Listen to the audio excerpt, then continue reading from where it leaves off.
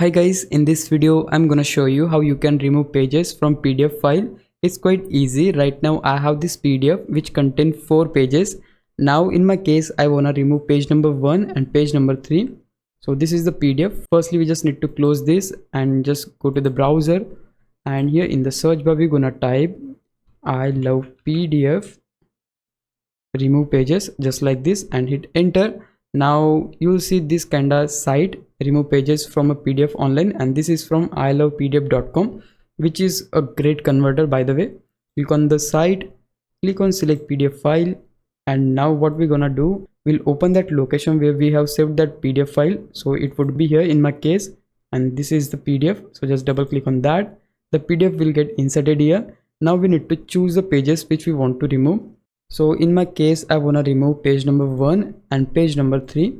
Once you do that, just click on remove pages, and yeah, you're good to go. Just click on download PDF. Once the PDF is downloaded, you can just open that and you will see pages are successfully removed from the PDF. And yeah, that's it. Now if you found this video helpful, please leave a like, subscribe the channel. I'll meet you in the next one. Bye bye.